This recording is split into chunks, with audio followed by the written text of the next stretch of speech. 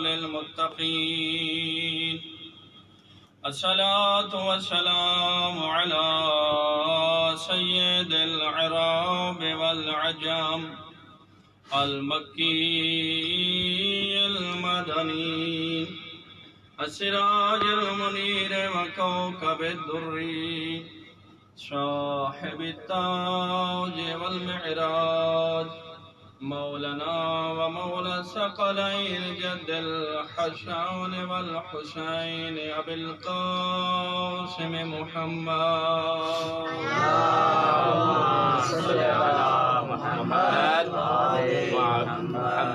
وآله الطيبين الطاهرين المعصومين المنتجبين المنتخبين المظلومين الذين أذهب الله عنهم الرجس وطهرهم تطهيرا.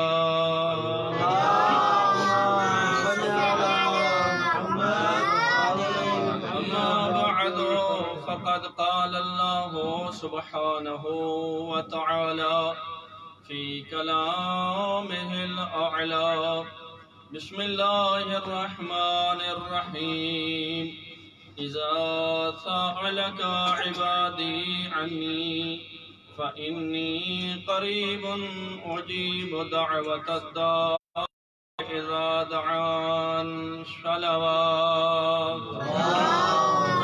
صل على محمد وآل محمد وعجل. دعا ہے اللہ رب العزت سید زادے کا یہ اہتمام، یہ خرچ اخراجات اپنے دربار عالیہ میں عبادت میں شمار فرمائے. اللہ رب العزت ہم سب کو سیرت سید سجاد زین العابدین سید الساجدین پہ چلنے کی توفیق عطا فرمائے.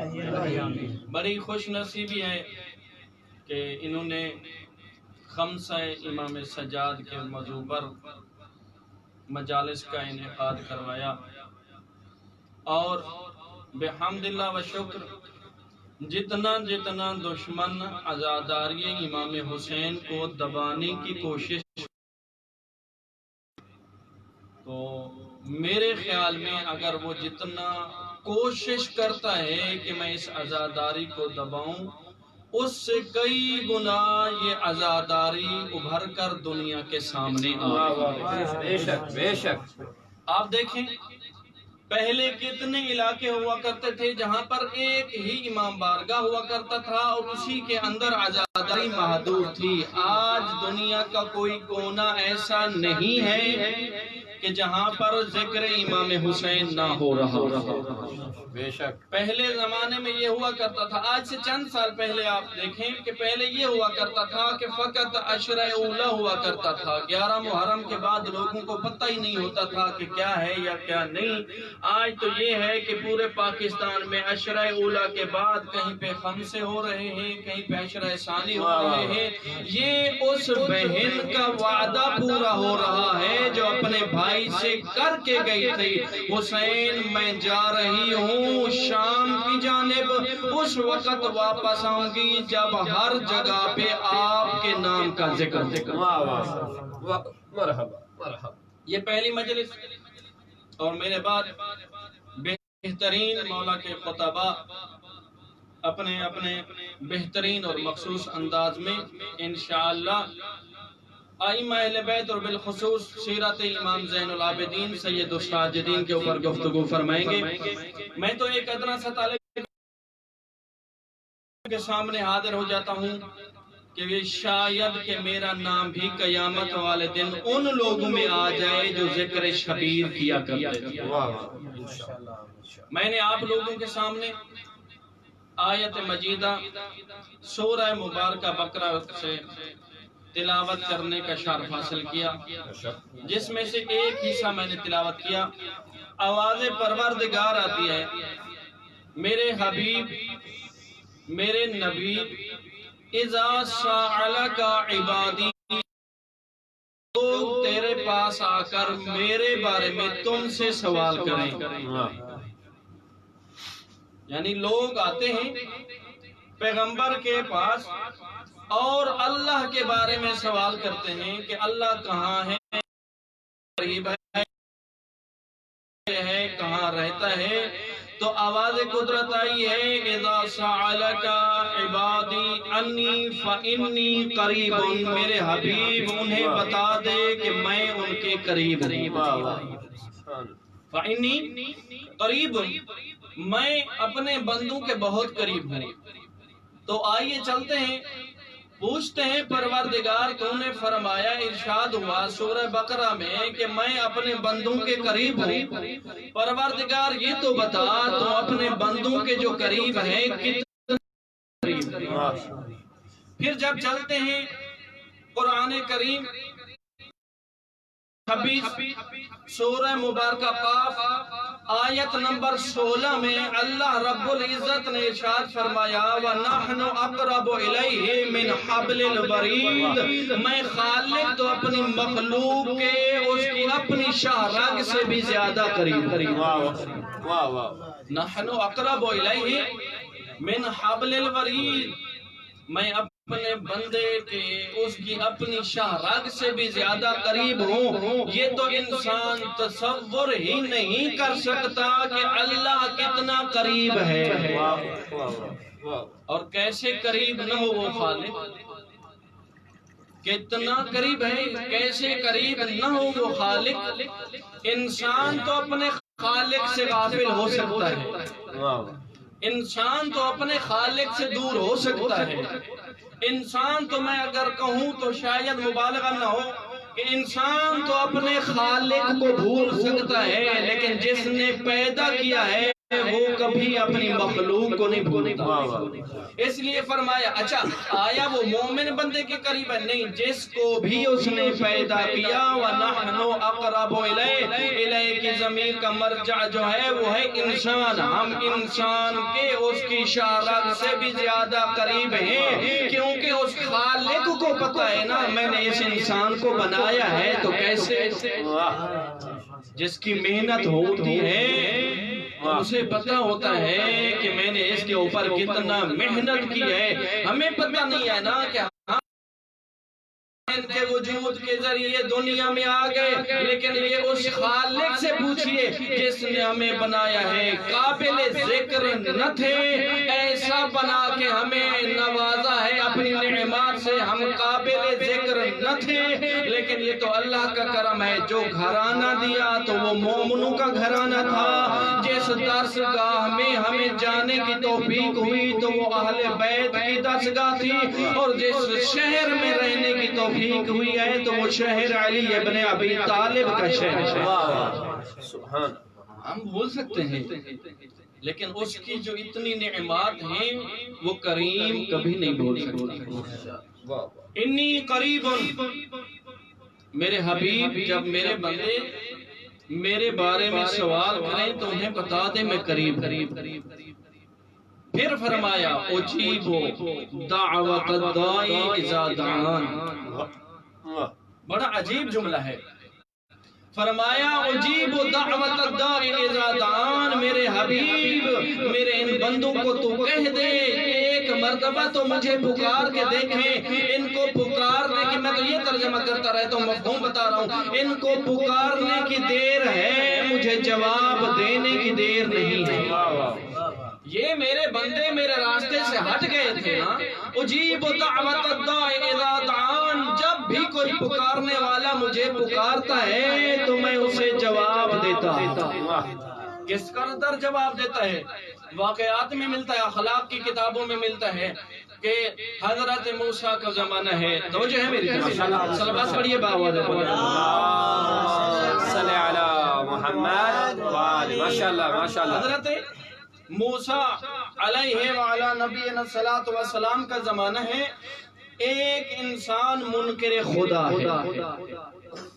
حضرت موسیٰ کے زمانے میں ایک انسان منکر خدا ہے، حضرت موسیٰ کئی مرتبہ اس کے دروازے پہ چل کے گئے اور اسے تبلیغ کی کہ اللہ کے نام کا کلمہ پڑھ، نہیں پڑھ رہا، توحید منوانے کوشش کی ہے، بدبخت تھا، اس وقت نہیں اللہ کی توحید کا قائل ہو رہا، کئی مرتبہ گئے حضرت موسیٰ، آخر میں اس نے انکار کر دیا، موسیٰ آنے کی ضرورت نہیں ہے، کسی صورت میں بھی میں تمہارے خدا کو اب میں نے جو جملہ کہا ہے اس کے لیے میں نے یہ تھوڑا چھوٹا سا واقعہ نوٹ کیا ہے اور آپ تک پہنچانے کی کوشش کر رہا ہوں۔ اجیب دعوت الداعی اذا دعان، آواز قدرت آتی ہے تو مجھے پکار تو صحیح، تیرے پکارنے میں دیر ہو سکتی ہے، میرے جواب دینے میں دیر نہیں ہو سکتی۔ حضرت موسیٰ جاتے ہیں، اس کو کہتے ہیں کہ اللہ کی وحدانیت کا اقرار کر لو، لیکن یہ اقرار نہیں کرتا۔ ایک مرتبہ ہوتا یہ ہے کہ یہی بندہ چل رہا ہے اور تیزی کے ساتھ چل رہا تھا، راستے میں کوئی چیز اس کے پاؤں کے ساتھ الجھتی ہے اور یہ گر رہا ہوتا ہے۔ جب یہ گر رہا ہوتا ہے تو بے ساختہ بغیر ارادے کے اس کے زبان اور اس کے منہ سے نکلتا ہے یا رب، ایک مرتبہ اس کے منہ سے نکلا ہے یا رب۔ روایت میں دو روایتیں موجود ہیں، روایات کے لفظ ہیں 10 مرتبہ یا 70 مرتبہ آواز ہے لبیک یا عبدی، لبیک یا عبدی، میرے بندے تو نے مجھے پکارا، بتا تو صحیح مانگتا کیا ہے۔ حضرت کہ جب وہ گر رہا تھا نا، ایک مرتبہ اس نے کہا یا رب، میرے رب نے کم از کم 10 مرتبہ اس کے جواب میں کہا لبیک یا عبدی۔ جب گئے کوئے طور پر تو جا کر پوچھا یا رب، یا رب، وہ تو تیرا نافرمان تھا، خالق وہ تو تجھے نہیں مانتا تھا، خالق میں کئی مرتبہ نبی ہو کر اس کے دروازے پہ گیا تھا، اس نے تو تیرے نام کا کلمہ نہیں پڑھا تھا۔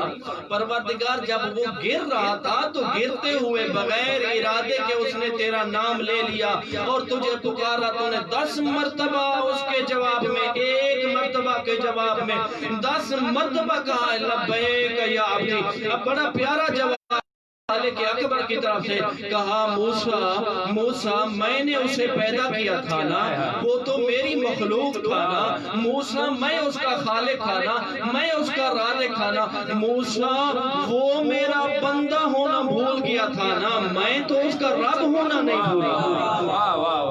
نعرہ تکبیر، اللہ اکبر، نعرہ تکبیر، اللہ اکبر، نعرہ رسالت، یا رسول اللہ، نعرہ رسالت، یا رسول اللہ، نعرہ حیدری، یا علی، حیدری، یا علی، حیدری،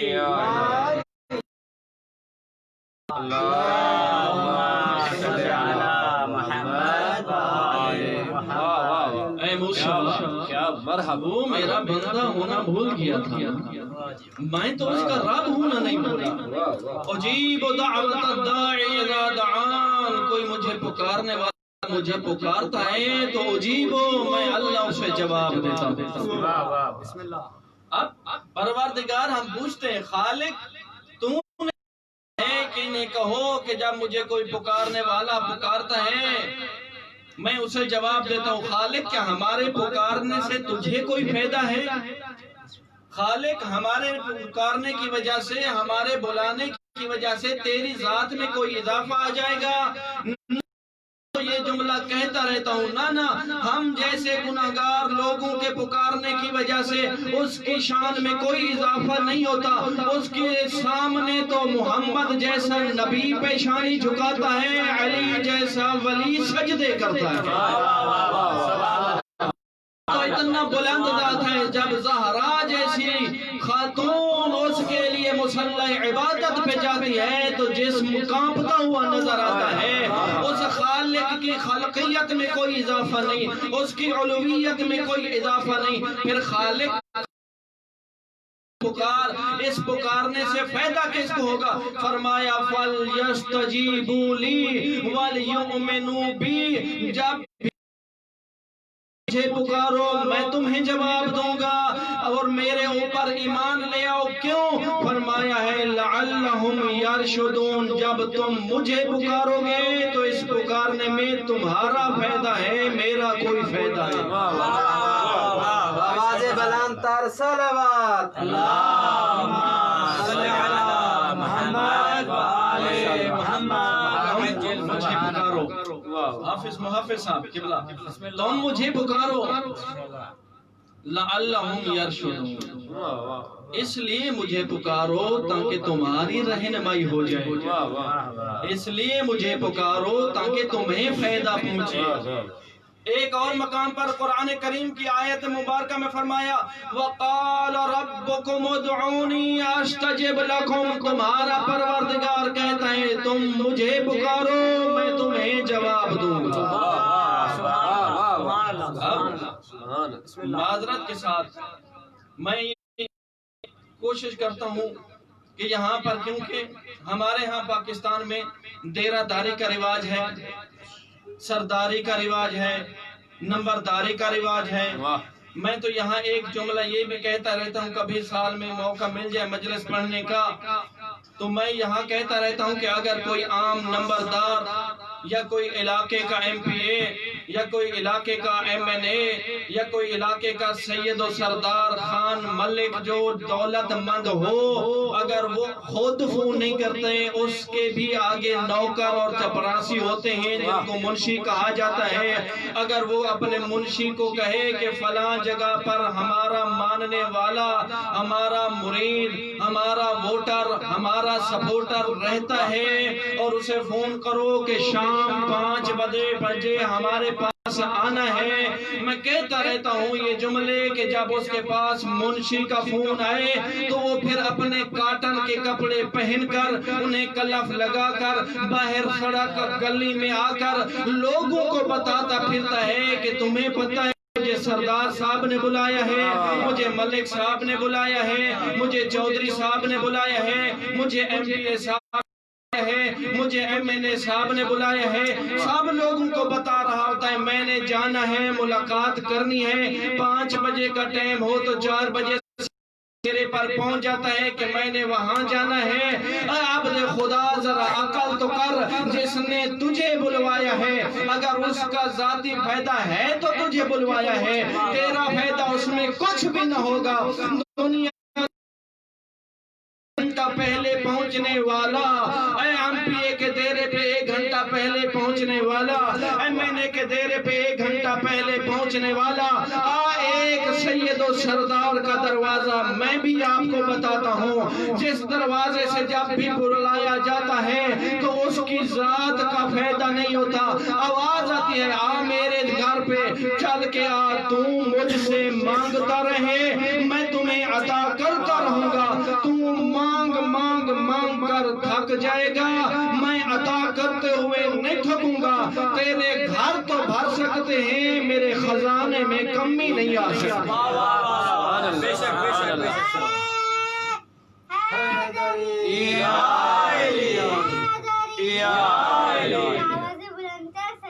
اللہم صلی علی محمد آجا میرے دروازے پہ چل کے.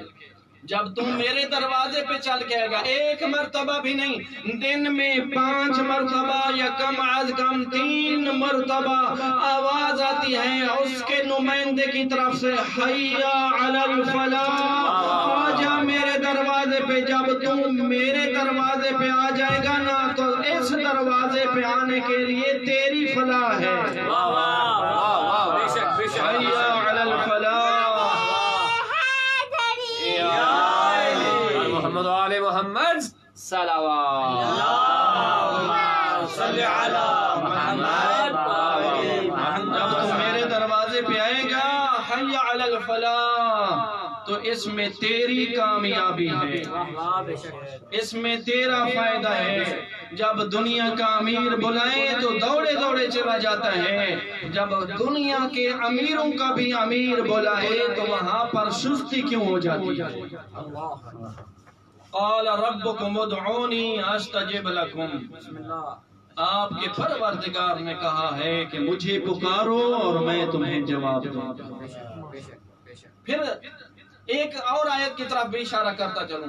فرمایا جب آپ آئیں گے اور مجھ سے لو، میں دینے کے لیے تیار ہوں، آپ آ کر مطالبہ تو کرو، تمہارے مانگنے میں دیر ہو سکتی ہے، میرے عطا کرنے میں دیر نہیں۔ فرمایا جب میں تمہیں دے دوں، لَإِن شَكَرْتُمْ لَأَزِيدَنَّكُمْ، جب میں نے تمہیں دے دیا فقط اتنا کر دو کہ میرا شکریہ ادا کر دو۔ جب تم شکریہ ادا کر نہ تیرا شکریہ بڑھتا جائے گا، میں خالق اپنی نعمات بڑھاتا جاؤں گا۔ سبحان اللہ سبحان اللہ۔ وَلَئِن كَفَرْتُمْ إِنَّ عَذَابِي لَشَدِيدٌ، پھر فرمایا اگر نعمتیں میں دوں اور میری نعمات استعمال کر کے پھر بھی اگر تو میرا نہ شکر بنا تو یاد رکھ میرا عذاب شدید ہے۔ کیسے مانگے، کس انداز سے مانگے، خالق کے سامنے کیسے جائیں، یہ طریقہ 12 اماموں میں سے سب سے بہترین طریقے کے ذریعے اور جس امام نے سب سے زیادہ اس پر کام کیا ہے وہ تمہارے اور میرے آقا مولا سید سجاد زین العابدین ہیں۔ بر محمد و آل محمد صلوات۔ ایک مرتبہ صاحب حضرات مل کے بآواز بلند صلوات۔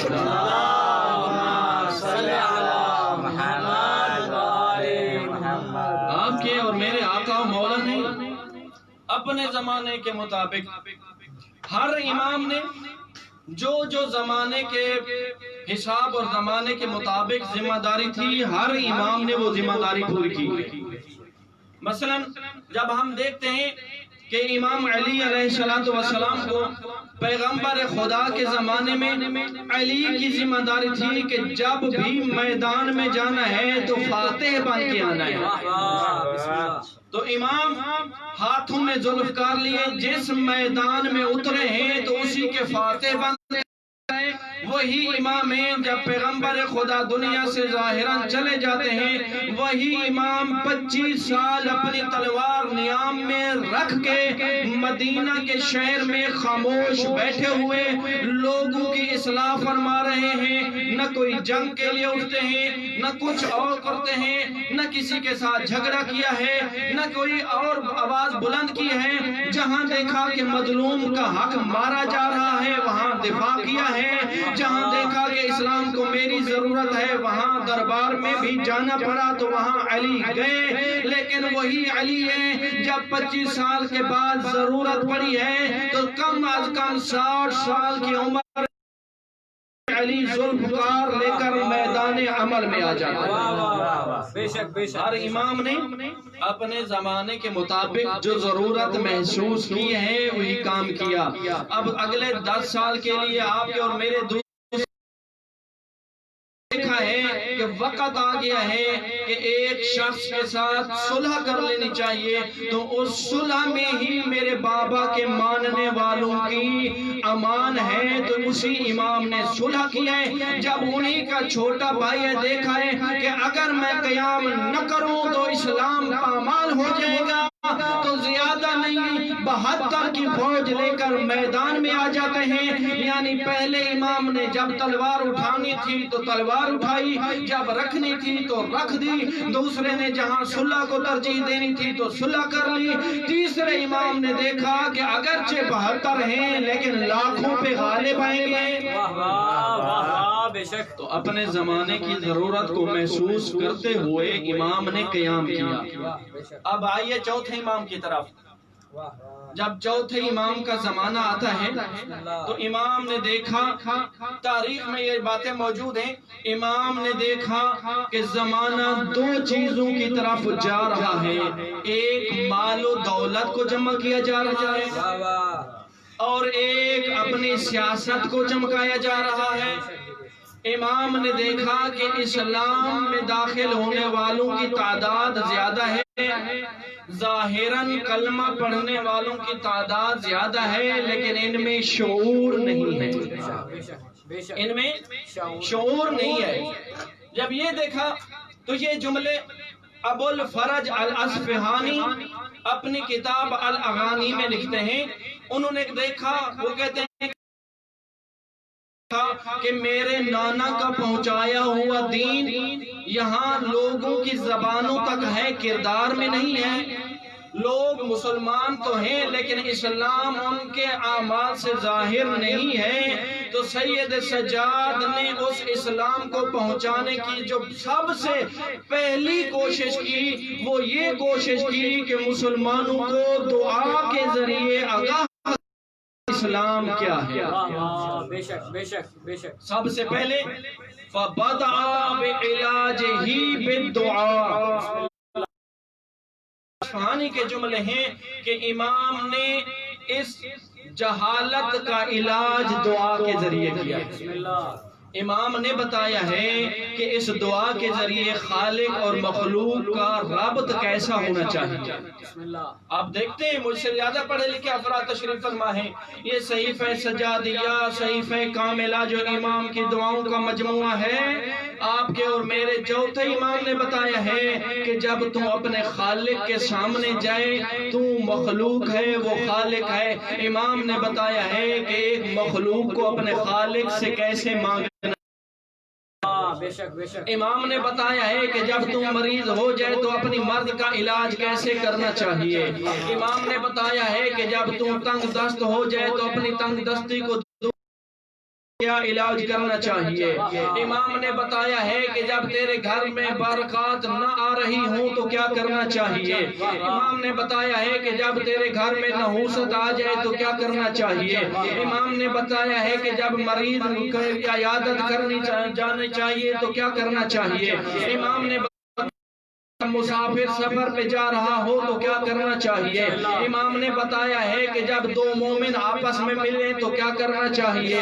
امام نے بتایا ہے کہ جب ایک انسان علمی سفر کے لیے جا رہا ہو تو کیا کرنا چاہیے۔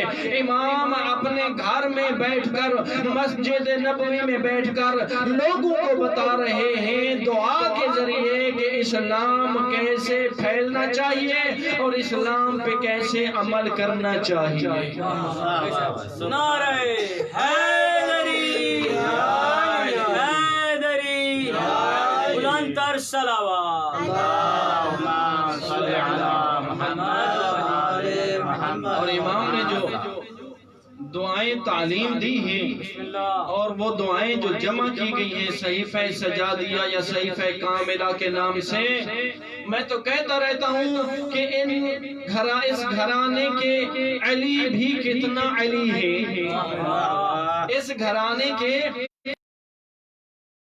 علی ہیں جو پہلا علی ہے، ان کے خطبات کو جب جمع کیا گیا اور نہج البلاغہ کا نام دیا گیا تو لوگوں نے کہا کہ یہ کتاب اخو القرآن ہے۔ بسم اللہ۔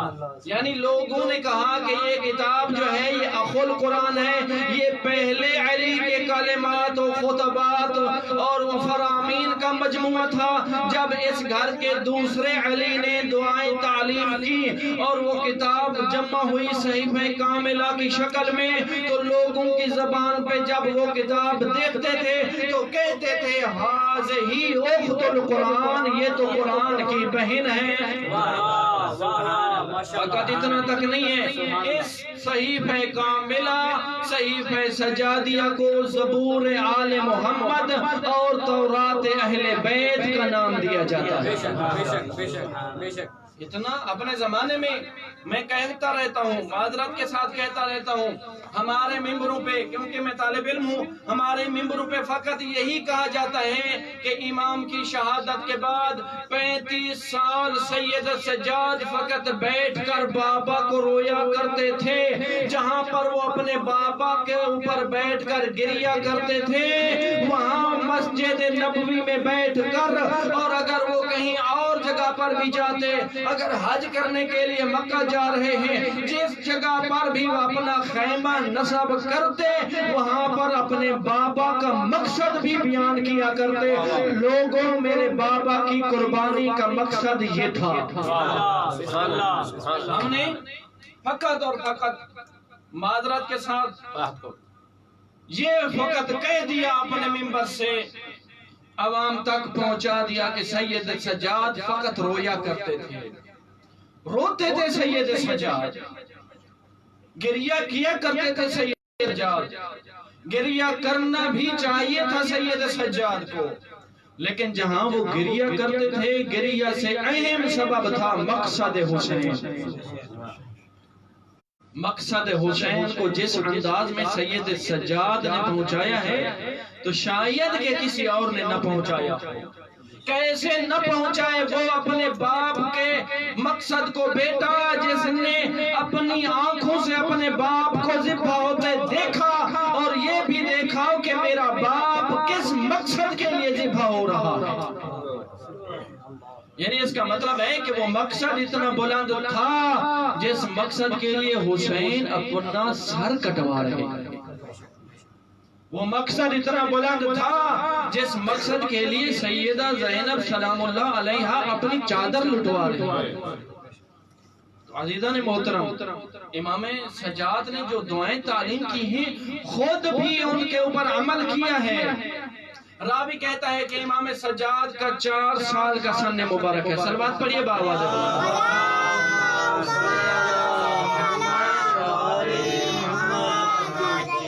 راوی کہتا ہے کہ امام سجاد علیہ السلام کا 4 سال کا سن مبارک ہے۔ 4 سال کے سن مبارک میں اپنی پیشانی خاک پہ رکھے ہوئے ہیں، اپنی پیشانی خاک پہ رکھ کے کہہ رہے ہیں الہی جاء المسکین علی بابکا، الہی جاء الفقیر علی بابکا، الہی جاء الضعیف علی بابکا۔ 4 سال کا بچہ اپنے خالق کے سامنے سر سجدے میں رکھ کے کہہ رہا ہے پروردگار ایک مسکین تیرے دروازے پہ آیا ہے، پروردگار ایک فقیر تیرے دروازے پہ آیا ہے، پروردگار ایک کمزور آیا ہے۔ عزیزوں عزاداروں، امام سجاد 4 سال کے سن میں بتا رہے ہیں وہ غنی ہے ہم فقیر ہیں، وہ دینے والا ہے ہم لینے والے ہیں، وہ قوی ہے ہم۔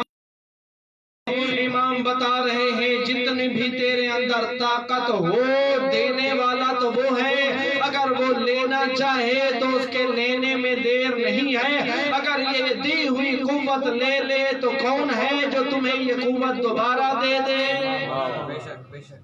اور یہی امام سجاد دعا کی کتابوں میں لکھا ہوا ہے، کیسے کیسے پیارے جملے صحیفہ کاملہ میں امام نے کیسے کیسے جملے۔ خدا گواہ ہے اگر انسان ایک ایک جملے کو سوچتا رہے تو انسان کی زندگی بھی ختم ہو جائے گی۔ کہتے ہیں الہی کیف ادعوکا وانا انا، پروردگار میں تجھے کیسے پکاروں، میں ہوں۔ اب اکثر لوگ، اب تو علماء تشریف فرما ہیں، اکثر لوگ فقط ترجمہ کر کے آگے چلے جاتے ہیں، بتا رہے ہیں خالق تو اتنا بلند ہے، کیف عدو کا تو اتنا بلند ہے، اور میں کہاں تو کہاں، انا میں کہاں تو کہاں۔ جب یہ کہا نا کہ میں کہاں انا میں کہاں تو کہاں، پھر اگلے جملے میں سید سجاد نے وہ ٹوٹتی ہوئی آس اور امید کو پلٹا دیا، فرمایا وَكَيْفَ أَقْطَعُ رَجَائِي مِنْكَ وَأَنْتَ أَنْتَ، خالق تجھ سے میں اپنی امیدیں کیسے منقطع کر دوں، تو ہے۔ كَيْفَ أَقْطَعُ رَجَائِي مِنْكَ، میں اپنی امیدیں تجھ سے کیسے توڑ دوں، تو ہے جو کسی نا امید کو اگر تیرے دروازے پہ آ جائے ایسی امیدیں دے دیتا ہے، پھر کسی کے دروازے پہ جانے کی ضرورت نہیں ہوتی۔ پھر بڑے پیارے جملے کہے، ارشاد فرمایا الہی اذا لم اسألکا فتؤتینی، کریم اللہ جب میں تجھ سے سوال نہ بھی کروں تو مجھے عطا کرتا ہے، بغیر مانگے بھی تو عطا کرتا ہے۔ آپ دیکھیے کائنات میں جتنی چیزیں رزق لے رہی ہیں کہ سب کو مانگنے پر ملا ہے؟ جس نے مانگا ہے اسے بھی دے رہا ہے، جس نے نہیں مانگا اسے بھی دے رہا ہے، جو اسے مانتا ہے اسے بھی دے رہا ہے، جو اسے نہیں مانتا وہ اسے بھی دے رہا ہے۔ فرمایا فمن ذا الذی اسألہ فیعطینی، فرمایا پروردگار بتا تو صحیح کون ہے تیرے علاوہ جس سے میں سوال کروں اور میرے سوال پورے کرے۔ واحد تو ذات ہے جس سے مانگے تب بھی دیتا ہے، نہ مانگا جائے تب بھی دیتا ہے۔ پھر اگلے جملے بڑے عجیب ارشاد فرمائے، فرمایا الہی اذا لم عدلک فتستجیب لی، پروردگار میں تجھے نہ بھی بلاؤں تب بھی تو جواب دیتا ہے۔ اب وہ میں نے پیچھے جملہ کہا ہے نا، اب اس جملے کو ذہن میں رکھیے نا کہ اگر تجھے نہ بھی بلاؤں تب بھی تو جواب دیتا ہے۔ حضرت موسیٰ والے زمانہ کا واقعہ میں نے کہا ہے نا، بغیر چاہتے ہوئے بھی ایک مرتبہ جب بلایا تھا نا یا رب، 10 مرتبہ کہا تھا لبیک لبیک یا عبدی الہی اذا لم ادعوک فتستجیب لی، تجھے نہ بھی بلایا جائے تب بھی تو جواب دیتا ہے۔ فمن ذا الذی استجیب فیجیبنی، کون ہے جسے میں پکاروں اور مجھے جواب دے؟ تیرے علاوہ کوئی نہیں ہے۔ ایک مرتبہ، 2 مرتبہ، 3 مرتبہ کوئی جواب دے گا، بالآخر تھک جائے گا۔ تو واحد ذات ہے جس کو بلایا جائے تب بھی جواب دیتا ہے، نہ بلایا جائے تب بھی جواب دیتا ہے۔ فرمایا الہی اذا لم اتضرع الیک فترحمنی، پروردگار تو اکیلا وہ ذات ہے جس کے سامنے میں اپنے گھٹنے نہ بھی دیکھوں تب بھی تو رحم کرتا ہے، جس کے سامنے اگر میں گریہ وزاری نہ بھی کروں تو وہ ہے جو رحم کرتا ہے۔ فمن ذا الذی اتضرع الیہ فیرحمنی، بتا تو صحیح کون ہے وہ جس کے سامنے جا کر میں گریہ وزاری کروں اور وہ میرے اوپر رحم کرے؟ تیرے علاوہ کوئی نہیں ہے۔ فرمایا الہی فکما فلقت البحر لموسیٰ ونجیتہ، پروردگار جس طرح تو نے حضرت موسیٰ کو فرعون کے شر سے بچایا تھا، کس طرح؟ فلقت البحر، تو نے حضرت موسیٰ کے لیے سمندر میں 12 راستے بنا دیے تھے۔ وَنَجَّيْتَهُ مِنْ فِرْعَوْنَ، اور اسے تو نے فرعون سے نجات دی تھی۔ اسألک ان تصلی علی محمد و آل محمد، میں تجھ سے سوال کرتا ہوں کہ تم درود بھیج محمد و آل محمد کی ذات پر۔ وان تنجینی مما انا فیہ، فرمایا کہ مجھ سجاد کو بھی نجات دے دے۔ اب سجاد کو نجات کی ضرورت تھی نہ میرے دوستو، امام سجاد کو کس سے نجات کی ضرورت تھی؟ یہ امام سجاد تمہیں اور مجھے بتا رہے ہیں، جب تم کہیں گر جاؤ، مشکلات میں پھنس جاؤ، اب کسی ایسی مشکل میں ہو، راستے اندھیرے نظر آ رہے ہوں، ایک ذات ہے جسے تم پکار، ذات ایسی ہے جو سمندر کے اندر بھی 12 راستے بنا کر موسیٰ کو نجات دے سکتا ہے۔ بتا کہ وہ دنیا کے اندھیروں سے تجھے روشنی دے کر نجات نہیں دے سکتا؟ تم اس ذات کے سامنے ایک صحیح، تم اس ذات سے ایک مرتبہ مانگ تو صحیح، پھر دیکھ وہ تیری کیسے مدد کرتا ہے۔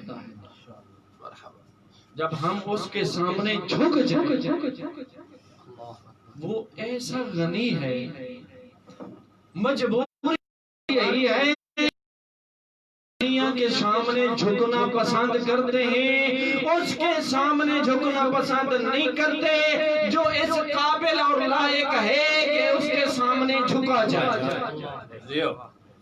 اب کہ اگر ہم اس کے سامنے جھک جائیں، وہ اتنا بلند ذات ہے، اگر کوئی بندہ اس کے سامنے جھک جائے، وہ خالق اتنا بلند ہے، پھر اسے اپنے بندے کو سامنے جھکنے نہیں دیتا۔ یہی تو فرق ہے مالک حقیقی اور دنیا کے مالکوں کے اندر۔ مالک حقیقی وہ ہے جو اس کے سامنے جھک جائے، وہ دنیا کے سامنے جھکنے نہیں دیتا. دنیا کے مالک وہ ہے جو ان کے سامنے جھک جائے پھر اسے اٹھنے نہیں دیتے. کاش کہ اگر یہ ہمارے سامنے اٹھ گیا تو ہماری اطاعت نہیں کرے گا. وہ خالق کہتا ہے کہ جب تو میرے سامنے جھک گیا ہے تو میں پھر دنیا والوں کے سامنے نہیں جھکنے دوں گا. عزیزو یہی تو وجہ ہے کہ تیرے اور میرے آقا مولا امام سجاد بھی جانتے تھے کہ وہ ذات ایسی ذات ہے کہ جس کے سامنے جھکنا ہی عین عبادت ہے. اور ہر محاذ کے اوپر اگر کامیابی چاہتے ہو تو اس کے سامنے جھک جاؤ. تو یہی وجہ ہے سید سجاد جب 10 محرم کی شام ہوئی کربلا کی زمین پہ اس ذات کے سامنے جھکے ہوئے نظر آتے ہیں. کسی کے سامنے نہیں جھکے.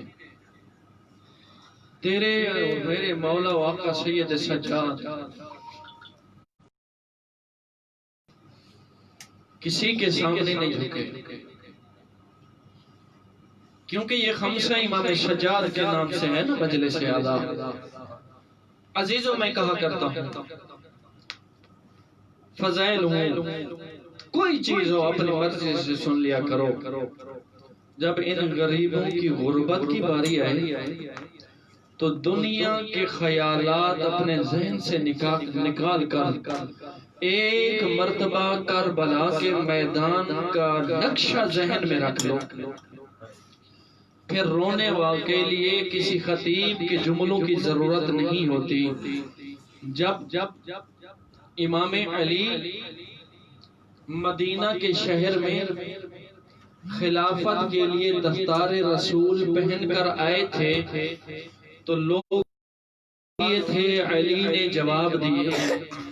کسی نے کیا سوال کیا کسی نے کیا سوال کیا علی مولا نے مختلف جواب دیے.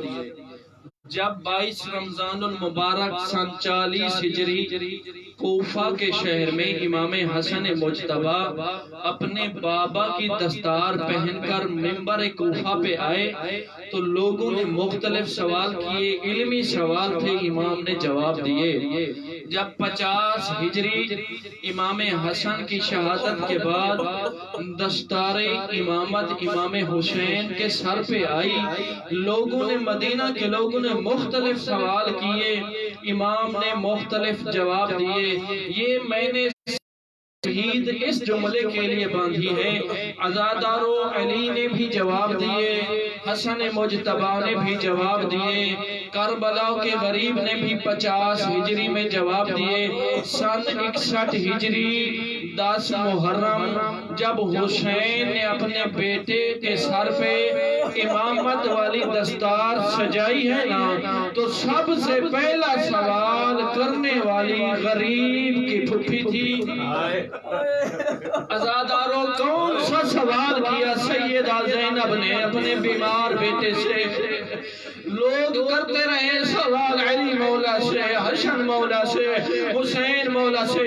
جب آئی ہے نا علی بیٹی اپنے بھتیجے کے کندھے کو ہلایا ہے ہلا کر کہا سید سجاد اے میرے وقت کے امام آنکھیں کھولو خیام کو آگ لگ گئی ہے. اجرکم علی اللہ اجرکم علی اللہ. خدا آپ لوگوں کا گریہ قبول فرمائے. اپنے بھتیجے کے کندھے کو ہلا کے کہا او سید سجاد ایک مرتبہ آنکھیں کھولو ہمارے خیام کو آگ لگ گئی ہے. جب خیام کو آگ لگی ہے کا نام لیا نا فرمایا پھوپھی اماں آگ لگی جی میرے بیٹے آگ لگ گئی ہے. فرمایا بیٹا میں تجھ سے سوال پوچھنے آئی ہوں. بیٹا لگ گئی ہے میری چاچا تیرے باپ کا قاتل لوٹ کے لے گیا ہے. بیٹا بتا اب میں بے پردہ ہو گئی ہوں باہر کمینوں کا ہجوم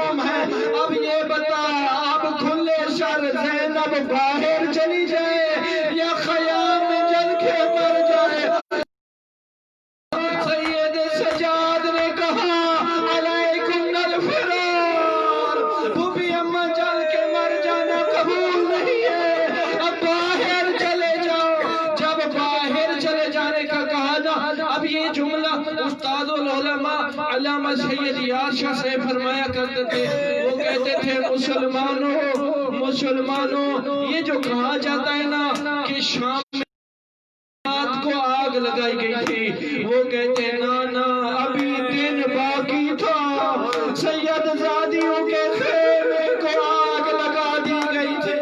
اب یہ جملہ بھی ازادارو علماء کا جملہ ہے۔ علامہ حسین بخش جانا مرحوم فرمایا کرتے تھے، وہ کہتے تھے لوگ پڑھتے نا ایک خیمے کو آگ لگائی جاتی تھی تو بیویاں دوسرے خیمے میں آ جاتی تھی، دوسرے خیمے کو آگ لگائی جاتی تھی، بیویاں اور خیمے میں آ جاتی تھی۔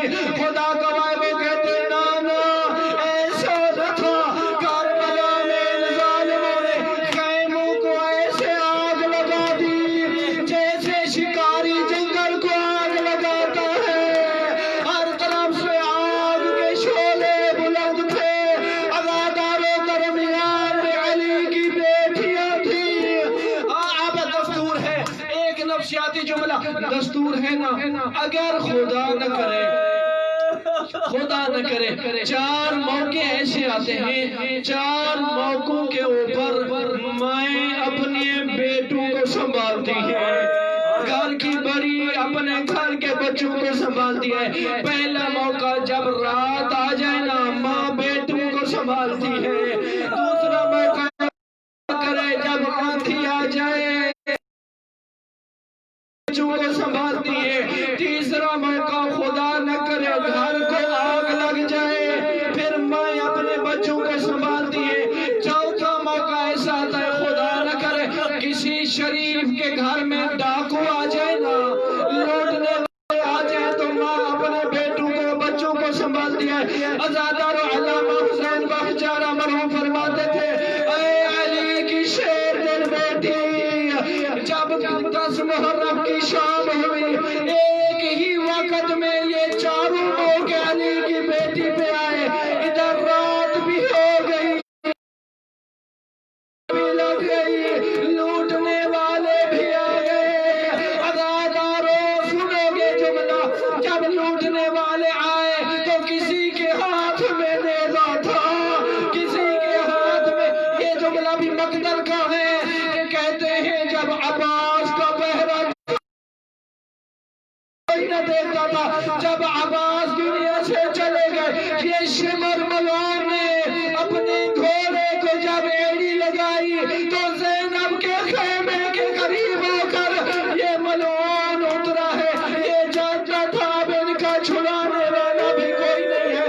امید کہتا ہے میں نے دیکھا خیموں کو آگ لگی ہوئی ہے، ایک پردہ دار بی ہے چلتے ہوئے خیمے کے کبھی قریب جاتی ہے، آگ اتنا زیادہ تھی پھر پیچھے ہٹ جاتی ہے، پھر قریب ہوتی ہے پھر پیچھے آتی ہے۔ کہتا ہے مجھے اس بی بی پہ ترس آیا، میں قریب جا کے گیا، میں نے کہا بی بی اگر کوئی قیمتی چیز ہے تو اسے چل دینے دے، آگ کے شعلے بلند ہیں۔ بی بی نے کہا تجھے کیا پتا میرے اس خیمے میں کیا قیمتی چیز ہے، وہ میرا سید سجاد، وہ میرا شام تک کا ساتھی۔ عزادارو سنو گے جملہ، یہ حمید کہتا ہے میں دیکھ رہا تھا ایک مرتبہ اس بی بی نے توکل کی کمر باندھی، اللہ اکبر کا نعرہ بلند کیا، چلتے ہوئے خیمہ میں کود پڑی علی کی بیٹی۔ کہتا ہے جب واپس آئی ایک 22 سالہ بیمار کندھے پہ اٹھایا ہوا ہے، میدان کی طرف رخ کیا، اے بھیا حسین تو نے اکبر اٹھایا تھا، اب تیری بہن سجاد کو اٹھایا ہوا ہے۔ عزاداروں سید سجاد کو آئی تو دیکھا سارے بچے مل گئے ہیں، 2 بچے نہیں ملے۔ عزاداروں ایک مرتبہ بی بی نے کہا میں کلثوم 2 یتیم نہیں مل رہے، تب دونوں بیوییں مقتل کی جانب بڑھی۔ یہ بھی میرے جملے نہیں، ہاں آیت اللہ شیخ بشیر حسین صاحب کے جملے ہیں۔ جس بی بی نے آج تک اپنے بہر قدم نہ رکھا ہو، اس بیوی کو کیا پتا تھا کہاں گڑھا ہے، کہاں ڈھیلا ہے، کیسے قدم اٹھانے ہیں۔ ان کے جملے ہیں، خدا ان کو طول عمر عطا فرمائے۔ وہ کہتے ہیں جب علی کی بیٹی یتیموں کو ڈھونڈنے نکلی ہے نا، کئی مرتبہ اٹھی ہے، پھر گر پڑتی تھی، پھر اٹھتی تھی، پھر گر پڑتی تھی، یہی کہتی تھی عباس آپ کی بہن۔ اداکارہ ایک جگہ پہ کیا دیکھا، بڑا عجیب منظر ہے، دو بھائی ہیں آپس میں گلے ملے ہوئے ہیں، کہا ام کلثوم آ جاؤ آ جاؤ، یتیم مل گئے۔ جب یتیموں کی نبضوں پہ ہاتھ رکھا، بی بی کے منہ سے جملہ نکلا، انا للہ و انا الیہ راجعون۔ یہ بچے گھوڑوں کی ٹاپوں سے شہید، ماتم حسین۔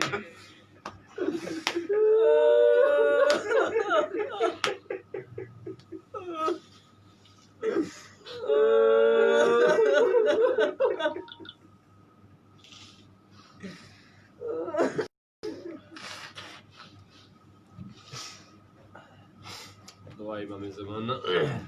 بسم اللہ الرحمن الرحیم۔